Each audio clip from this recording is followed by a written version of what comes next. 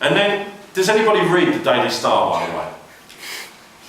Right, now, you see, I've used this slide, I must have used it 12 times since the 25th of October last year.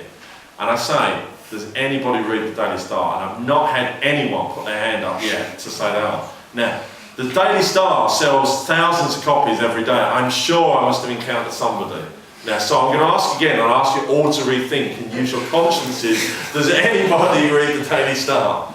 Okay, so okay, someone in here is a liar. I don't want to make contact with anyone, but I'm sure there must be someone who reads the Daily Star. So, you know, we've already seen these headlines, you know, Muslim-only public loos, council wastes your money on hole-in-the-ground toilets, Brit kids forced to eat halal school dinners, you know, like all these things. But did anyone know what the Daily Star did on the 25th of October? Does anybody know? They did an online poll on their website. Now, people can dismiss this because some people go, it's the Daily Star, all their readers are thick, yeah. Maybe there's a case for that, and as none of you, highly intelligent, beautiful people, don't read the Daily Star, I can say that. But the fact of the matter is that they did an online poll, and the online poll, they asked the people that visited their website and said, do you think that Britain will become an Islamic state? Okay, we'll play Bruce's, play your cards right, we'll do higher and lower. Right, someone start me off. How many percentage of people think that Britain will become an Islamic state? 78. Higher. 78, he said, just in case anyone didn't hear. It's 80. Higher than 78. 80. Higher. 99. 99. Right, you said that half jokingly. 98% of people fear Britain is becoming a Muslim state. Okay, so online poll of the Daily Star, 98%. Now, it's easy to sort of dismiss that and go, oh, you know, they probably only had 20 people like go on there, and they were all members of the EDL, and they were BNP, and like they're all stupid and everything. Irrespective of any of this sort of stuff, people are saying this is what they fear. So when we talk about what are people fearing, you know, the climate that we're in is this climate where people actually have this fear. You know, they honestly think that a couple of, that a couple of percent of the population is suddenly going to overrun us and make this into a Muslim state. Interestingly enough, back in 2001, the BNP were using a campaign leaflet in East London, and on the front of it they had a photo of a cross, a photo of a church, and they had a big red cross across the front, and they'd put a green crescent on the top, and it was like, you know, if you want to save your churches, vote BNP. And then when you open it, inside it says that Muslims in East London are planning by 2025 to create the Islamic Republic of East London. I mean, you know, so this stuff was there, you know, so this stuff, so, you know, this is 10 years on, you know, this, and then, you know, in 2001, this was the BNP, and we all laugh about it going, how ridiculous. But actually, 98% of people that voted in the online Daily Star poll on the 25th of October last year fear that actually we are going down that route. Okay. Now, what's interesting about this is, of course, is that if we become a Muslim state, an Islamic state, we are Islamifying Britain. And that, of course, takes us straight into the English Defence League. Just out of interest, is anyone a member of the English Defence League here? It would be great if someone said yes, but they wouldn't admit to reading the Daily Star. I love that. So this is a photo. This is taken from Stoke, an image from Stoke. And the BNP's, BNP, the EDL, English Defence League, so actually, are the EDL active up here? Are they very active? I know they've marched in Newcastle. Manchester. Okay. Well, actually, apparently Birmingham, they came to Birmingham and then they went and they released a press release to say that they will never return to Birmingham because the Muslim gangs are so violent there that they can't protect themselves and the police can't protect them. So I thought that was quite an interesting one, because I thought that was some sort of community resilience, which is probably not the sort of community resilience that the Conservative government want to build, you know, like it's big society all working together, you know, from the grassroots up, you know, it's probably not the sort of thing they want. But actually they are coming back to Birmingham though this year, which is fantastic. So the EDL, I mean the EDL, they campaign, they say, look, they say we're not against Muslims, you know, we're not against Islam, we're against extremist forms, you know, we're against those on the extremes, you know, those who want to Islamify Britain, we're against the Islamification of Britain. Now, when they actually talk about who the extremists are, I don't know if anybody reads their literature, I'm a big fan of theirs. I read their literature, and when they talk about extremists, a Muslim extremist is somebody who eats halal meat. A Muslim extremist is somebody who goes to the mosque on a Friday. You know, I'm not sure that's really extremist, you know, like, I'm not, you know, if there's a scale of like sort of non-extremist and extremist, you know, I would say that, you know, there's probably better indicators to try and see an extremist than someone who's eating halal meat. So, you know, so when we're talking about this, you know, and we're talking about this part, the climate that's out there, what are people fearful of? You know, if these messages are going out there and sort of saying to people, you know, like, actually, we're against the Islamification of Britain, and one of the markers of Britain being Islamified is people eating halal meat. You know, that's, you know, when we've got sort of 80% of the population saying that they don't really know much about Islam, you know, actually it's very easy for those messages to begin to filter through, and people start taking it and going, actually, maybe they've got a point.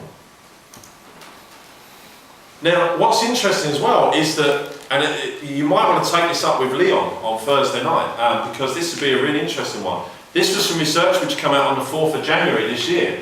And the Independent, I can't find the newspaper, I haven't got the front page. If anyone's got the front page of this newspaper, I'd love it. Please send it to me, or an image of it. But the Independent run a newspaper front page that said, the Islamification of Britain. You know, so again, you know, but this is something which, you know, which is completely different. And this is about the number of Britons converting to Islam. So what we're seeing there is, again, the idea that actually, because people are converting, it's about the Islamification of Britain. And this is the Independent. This is a former broadsheet that people would kind of go, actually, you know, actually that's fine, you know, it's a good, serious newspaper. So we're now looking at the EDL saying it, we're looking at the Daily Star saying it, we're looking at the Independent. You know, these issues, you know, are already out there, they're there. You know, so why are people fear? What do people fear? You know, they're fearing the Islamification of Britain. Now, the EDL, this is one of the images of the EDL. What they say now, what's really interesting with the EDL, and I'm going to give you some hopefully I'm going to give you some new insights on the EDL, because actually I don't think that they are the idiots that a lot of people will dismiss them as. So this is a publicity image from the EDL's website, black or white. Both should be banned. Now, the EDL are very good at saying, we're not racist, we're not a racist organisation. Everyone goes, oh, you're racist, you're Islamophobic. They go, no, we're not. We're not. We're happy to have anybody in. All we oppose is the extremist parts of Islam. Now, we can say that they're a far-right organisation. It seems as though they are a far-right organisation. Their ideologies are very much from the far-right, but they're also quite different. You know, the far-right would never before be saying sort of, look, you know, we actually don't agree with the Ku Klux Klan. You know, we don't agree with that ideology. And in the same way we don't agree with that extremist ideology, we don't agree with the extremist ideology of women wearing the niqab, being covered, and so on and so on. And so, you know, so they're differentiating themselves. They're actually presenting a very interesting message, you know, to quite a different society. Very different as well. The EDL, very different message, very different to what the BNP were doing a few years ago. Taking back the flag, calling all races to unite against Islamic extremism. Now, if you have a look at that, you know, like the races, all different skin colours, you know, they're appealing to everybody. If you look at the image, I'm not sure how well you can see that from there, but if you look at the image there, Can you see that there? The cursor there. I mean, that's a black guy. You know, so there's black guys in that group. You know, this idea, you know, that actually that the EDL are not a white organisation. They're not a racist organisation. They're saying, actually, look at us. We're actually, they're black and white unite. They'll march behind banners. Black and white unite against Islamic extremism. And this is from Tommy Robinson, their leader. This was an interview he did for Sky News. He said the EDL is a multicultural organisation made up of every community in this country. I mean, how different is that to the BNP, you know, who were taken to court and then decided that they were going to bring one guy in who wasn't white British? 5 minutes. Okay. Right, okay. 5 minutes, right. Right, we're going to have to be really snappy now. Okay, how different is that from the BNP? You know, because they were like saying, actually, you know, they had to go through the court process. They had to go through this whole process, you know, being taken to court, breaking race relations legislation, and so on. And then they say, we are a movement for all races and faiths to awaken our sleeping government to face up to and deal with the jihad in our country, which threatens the very foundations of the freedoms won so dearly for us by past generations. And this, as I say, this is Sky News just before Christmas last year. You know, so the EDL are actually saying, they're actually giving a very different message. They're not saying that we're racist. They're saying we have a problem in this country with Muslims, with the extremist Muslims. Taking back the flag, calling all races to unite. Black and White Unite, English Defence League, another one of their images. The EDL march carrying Israeli flags. Really interesting development. When did the far right ever, you know, when in the history of sort of the sort of fascist, neo-Nazi, sort of far right movement, when did any of those, you know, endorse the state of Israel? Why would they be carrying that? Because they're differentiating between Muslims and non. Sikh support the English Defence League, a Sikh division within the English Defence League, a Hindu division, a Jewish division, a disabled division, a lesbian, gay, bisexual and transgender division within the EDL. You know, and these are real groups. You know, these are real groups. They're not huge in number, but they're real groups. Now, the far right being able to reach out and bring all of these formerly oppressed groups in for one reason, to oppose the Islamification of Britain, to oppose the extremism. You know, and this is a very powerful message. You know, it's your enemy is my enemy, and because of that we can be friends. And so there's one enemy, everybody's circling on the one enemy. Now, the Daily Star, I love the Daily Star. It's 10th of February 2011, so last week. When was that? Was it? Thursday. Thursday last week. 98% of Daily Star readers support the EDL. Really interesting, you know, again. 98% of Daily Star readers believe that the EDL have a point. This was taken off of the Daily Star's comment, posted by, it said, it was someone who used an EDL tag. Today I sat there with my Daily Star with pride. The pictures and banners were fair, the write-up was fair, the Star comment was fair, and 98% back us, including everybody sat with me. We have a voice now, 25p a day. If they have 74,000 new readers, we have a bigger voice. Does anyone know what 74,000, why you quote says 74,000? That's the number of supporters the EDL have on their official website on Facebook. 74,000 supporters. I mean, it's amazing, a staggering number that they actually have.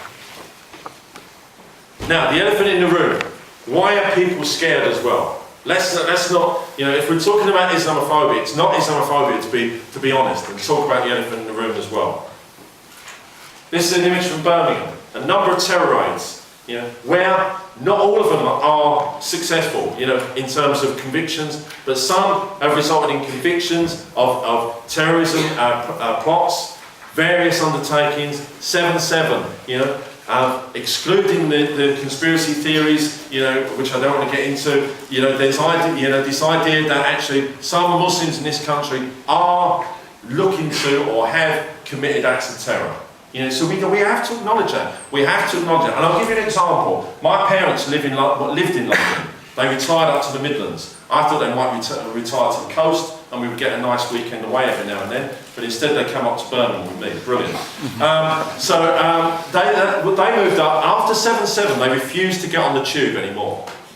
And I'm like, why do you not get on the tube? And they're like, and I'm like, well, I mean, we lived central London, right by Tower Bridge. You know, we grew up. That's where we lived. So when the IRA were bombing London, you know, we were there. We could hear the bombs going off in the city. You know, so it wasn't though we weren't used to, you know, sort of idea of terrorism. So, but then all of a sudden after 7/7, they won't use the tube anymore. So why won't you use the tube anymore? Things have changed, don't they? It's like, what do you mean things have changed? I'm like, well, you never know. I was like, what do you mean you never know? I don't know what that means. What does that mean? You never know. And they're like, well, you don't know, do you? You don't know who's going to get on, and you don't know who's going to do it. You see, so in their head, the IRA, it was like, oh, the IRA, it's not all Irish people, even though probably in the 70s they were probably saying all bloody Irish. You know, but they were saying, like, you know, that actually now things have changed because actually we don't know which of the Muslims are okay and which are not. And then of course we have stuff like this as well, the burning of the poppy.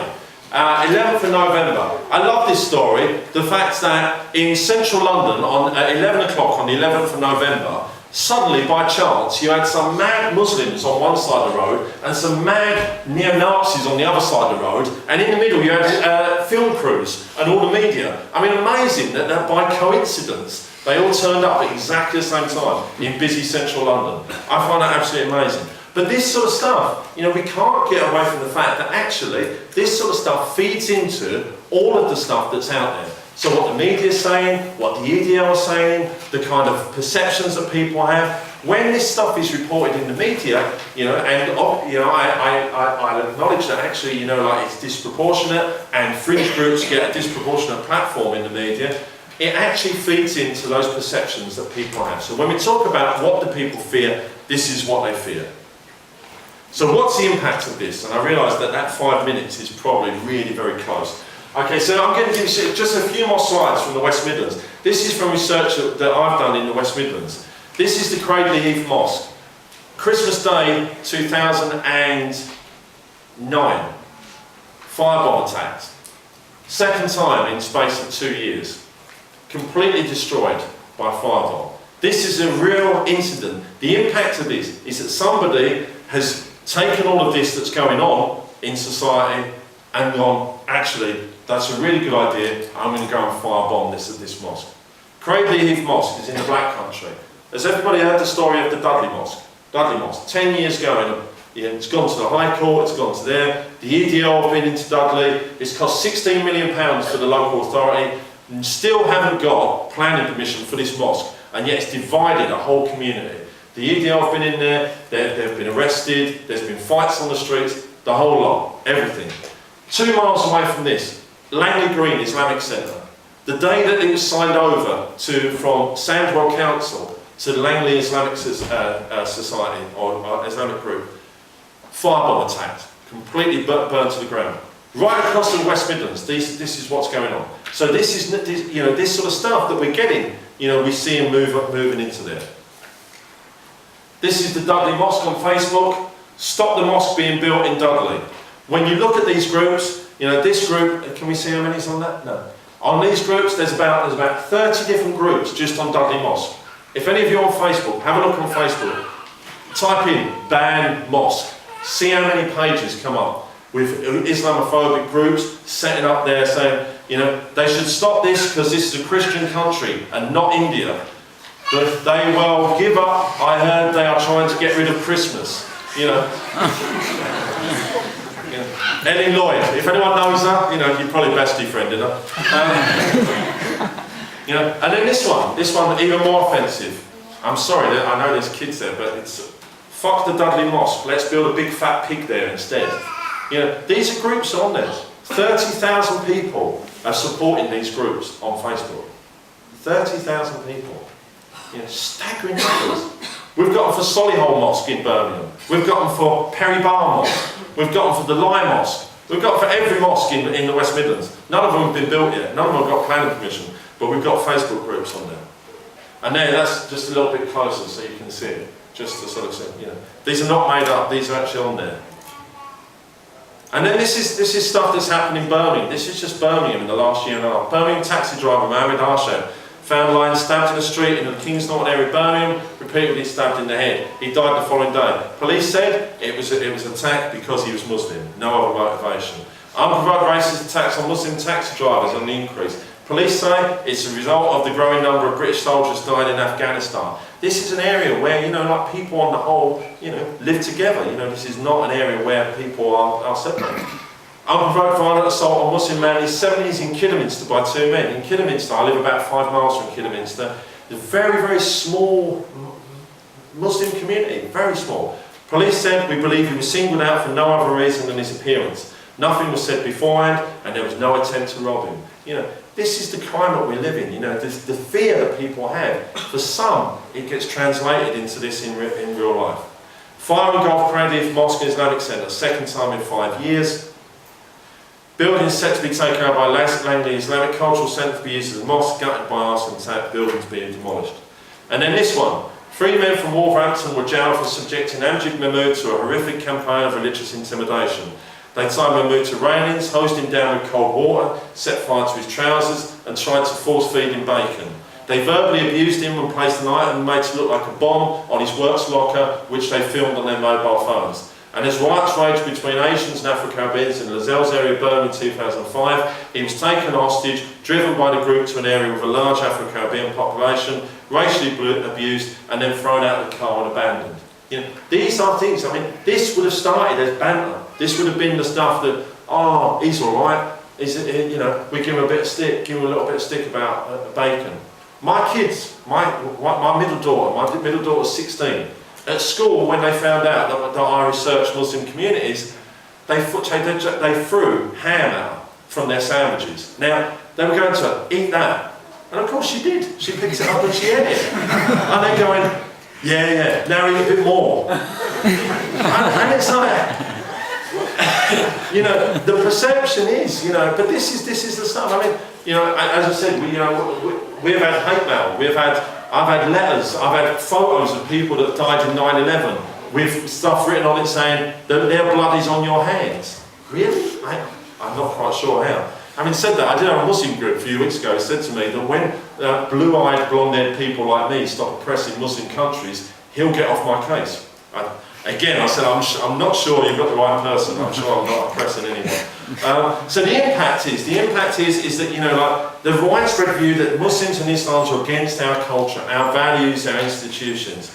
You know, evidence that it's becoming more natural and normal, much more this idea of the dinner table test. So, you know, when we talk about what is there to fear, you know, does it exist? Yes, there's something out there. What's the climate? Well, we've seen what the climate is. What do people fear? Well, people fear the stories, what they're seeing. They fear this, you know, and this whole massive confusion gets put together, you know, and some then go and decide to go and do this. And this is really picking up on what my parents said. This was research we did in Sandwell. And we went out and we asked people, what's going on? And I love this quote. They said, it's a sentiment of ire. People talk about the culture of the country changing. It's all part of the Islamophobia. It's like everyone else against the Muslims, and I think that's a huge sentiment at the moment. People have already got this fear of Muslims, the dislike it, etc., because of the diatribe from the media, and I think the far right have just tapped into that. It's the easy way to get into people's heads. You can tap into that, then drip feed other things later when you've got it all worked out. This, interestingly, this quote is from a black British woman. Not from a white working class, not from white middle class, black British woman who works on the ground in the black country, which is just outside Birmingham, with young black Britons. And this is what she's saying. So we're not talking about it being a white and Muslim thing, we're talking about it being there. It's a sentiment that's out there with everyone. So who's afraid of Islamophobia? Well, we should all be afraid of Islamophobia because, you know, the evidence is out there. We know that there's these problems. We know that this is going on. You know, and what are we doing about it? Are we actually addressing these issues? And the fact is, we should actually be quite afraid of it, because actually things are getting worse. You know, we've got an organisation that can mobilise 3,000 people on the street in a town or city like that to march against Muslims, to march against Islam. We can get people to, you know, there's people firebombing, there's people, you know, attacking, there's people abusing, and it's there. You know, this is why we should be afraid of Islamophobia. But people are afraid to talk about and recognise Islamophobia. They fear that by recognising it and acknowledging it, actually we're being some sort of traitor. You know, we're kind of like sort of, you know, what side of the fence am I on? You know, am I promoting the Islamification of Britain? No, I'm actually saying, you know, this is wrong, and let's be critical. Let's be critical of everybody where necessary. And you know, if we recognise this, you know, like we're afraid to say that Islamophobia is a real problem because it's a threat to our way of our life, our customs. And if we actually start to sort of say, well, this is a problem, well, maybe we can have some of this sort of whittled down. Maybe we can have some of it eradicated. And I think that, you know, for me, it's the most dangerous and divisive phenomenon in this country. Not only in this country, but in Europe, North America. You know, you just got to look there. And actually, you know, because it's becoming increasingly seen to be normal, increasingly acceptable. And I think that until we actually start to address this and really start looking, I think that things are going to get actually a lot worse. And I know that's a really pessimistic message to leave that on, but I think that over 10 years that I've seen things get worse, and I don't think we're still not in a position yet where we really begin to take that seriously. I know that was far longer than 5 minutes, but I needed to get to the end. So thank you very much, everyone, for your patience. Thank you for listening to that. Thank you to the Islamic Society for inviting me. I hope that it's raised a few issues. I hope that some of you have got questions. If we've still got time for questions, then I'm very happy to take some of those. So thanks so much.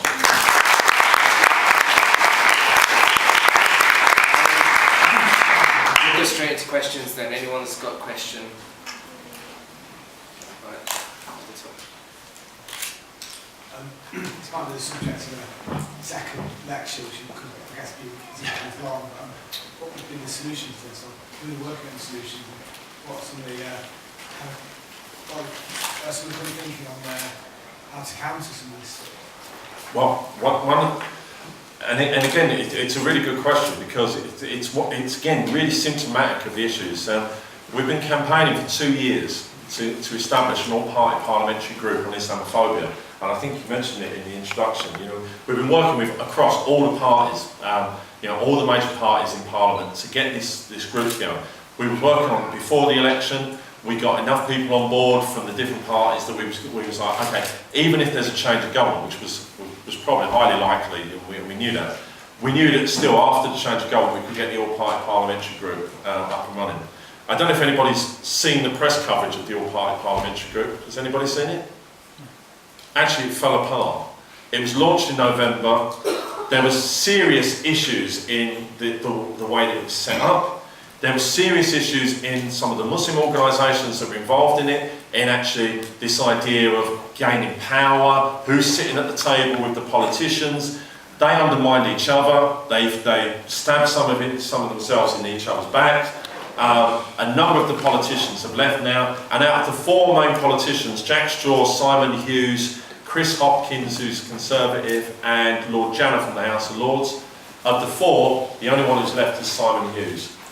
And so, you know, and already we're in a situation where, you know, the people that actually are campaigning for this are, you know, actually, you know, like always let down because of the organisations, by the politicians, by the policymakers. And so it's a really very difficult thing to actually sort of address. You know, in terms of working with the Equality and Human Rights Commission, there was the introduction of the Single Equality Act and the Equalities Bill, you know, recognition of religious discrimination. You know, actually in the workplace, it's beginning to work and there's evidence that's what, but actually in terms of religiously motivated attacks on the street, religiously motivated violence, those sort of things, still not, the legislation's there, but the actual monitoring of that's still not actually working. So we still can't evidence that, so we still don't really know if there's a problem there. So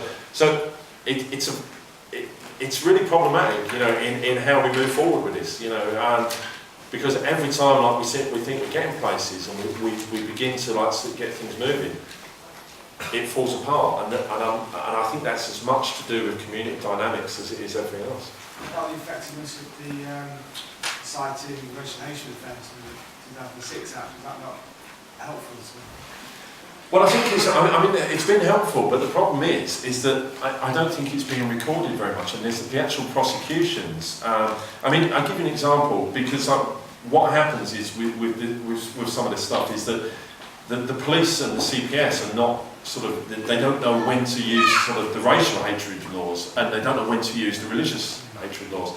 So, for example, I don't know if everybody remembers that a few years ago, the Sikh girl in Wales who wanted to wear the band, and everyone thought that was done under the religious discrimination laws. Actually, it was done under the racial hatred laws, because racial discrimination laws, because Sikhs are recognised as a racial group rather than a religious group, in the same as Jews. Jews are recognised as... So, so there's so many problems and so many issues, and I think even with that, with the hate crime statistics now which have come out, even the police, those from the police are saying, actually, at the level of contact, the police are marking it down as racially motivated, because they're not asking those questions, So the legislation's there, but it's just actually getting the change of practice to actually begin to evidence that, so that then we can build upon that and start moving forwards.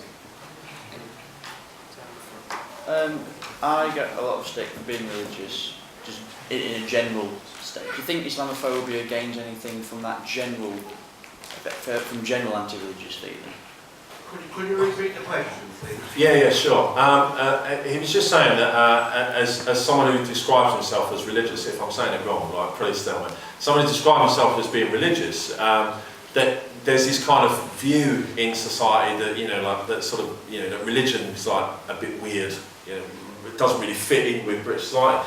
And I think that what was interesting in that is that I think Alistair Campbell got it right. When Tony Blair said that at one of the speeches he was going to say at the end something along the lines of God bless Britain or something, and Alistair Campbell said we don't do God. And I think there is that issue that in Britain we are very secular, and we see religion as being something that should be kept to yourself. What you do in your own house is up to you. It's those sort of things. We don't need religion. In the places. It's one of those taboo subjects. So I do think that is part of it as well. I think that the visibility of Muslims. I mean, let's be honest. Muslims are the most visible religious community in the country, in Europe. So I do think there is that idea, that issue, and also about the fact that people and communities are actually quite okay with their faith, to actually talk about it and say, well, actually, this is an important part of my life. So I do think that does fit into it. And I'm just thinking of Cliff Richard. Every time someone says about religion in Britain, I always think of Cliff Richard, and I always think it's his fault because he's made religion terrible. All those awful songs that he kept recording. He's actually worked against everyone who's got faith. So sorry if there's any Cliff Richard. Are there any more questions?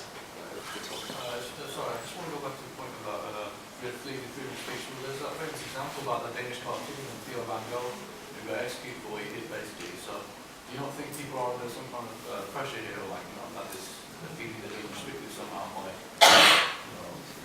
after them subject to whatever? Yeah, I do think there is that case. I advocate personally, and this is my own personal view, is that I think you have the right to offend and also the right to be offended as well. And I do think that there is a lot of times when actually people in certain positions expect too much. I think if we open the prison, I'll give you an example. And somebody touched upon it earlier. Mentioned the Dispatches program from last night.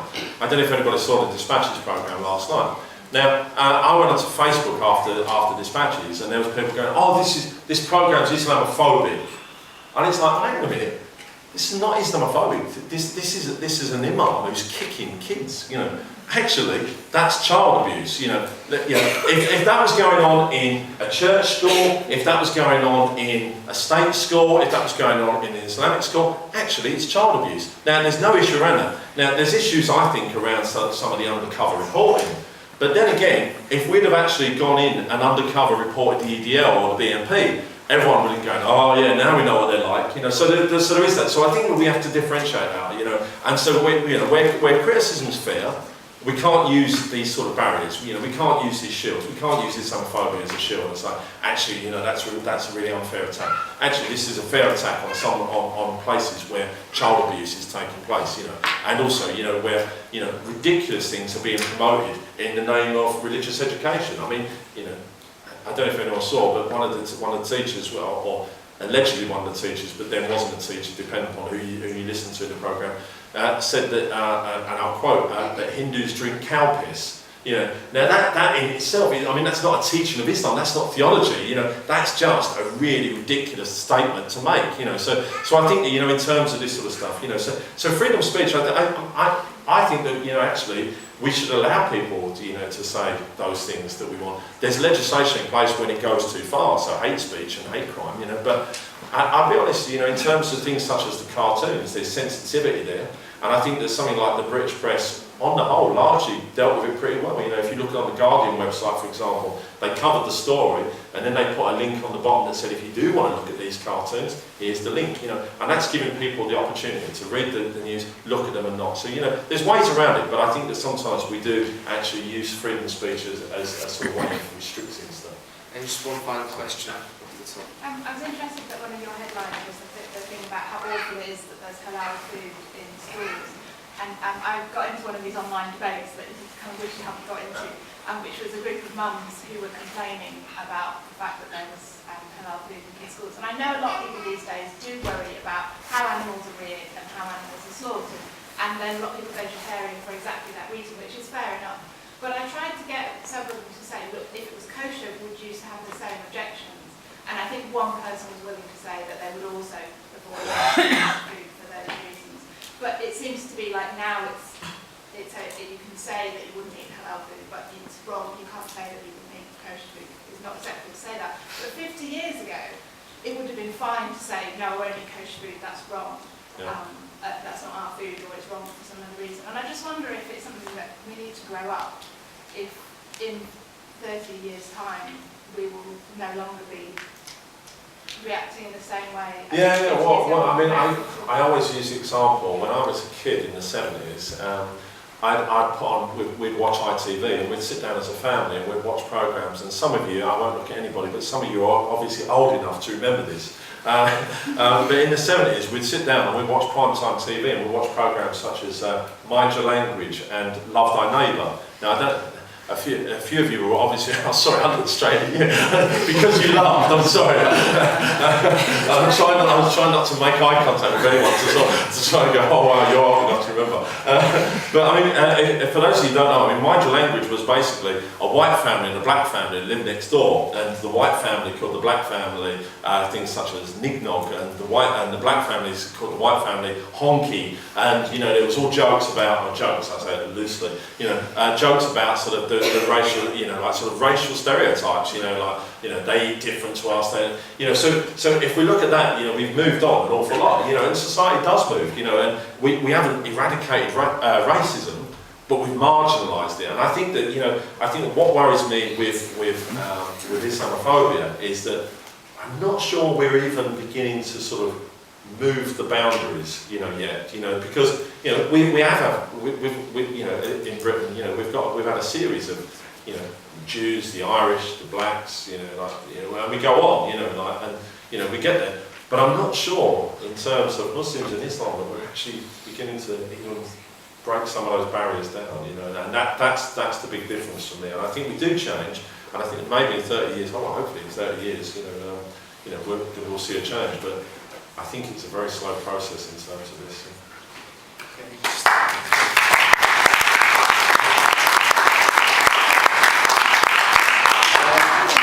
We'd like to thank Dr. Chris Allen for his time and that amazing talk. He signposted to the talk tomorrow, but not tomorrow, Thursday, by Leo Musawi, and he's going to be talking about why so many Britons converted to Islam. That's at 6 o'clock, as well as a talk on Friday by Adam Dean at 6 o'clock here. So we look forward to seeing you all here. outside there's hot snacks and also free literature, and I think you're staying for discussion. Yeah. I'll still be around. If anybody wants to talk to me, that's absolutely fine. If anyone wants to buy a book, that's absolutely fine. If anyone wants contact details, I've got some business cards. You can take those and get in touch, and it'll be good to have any debates ongoing if we don't get a chance to talk tonight. Thank you.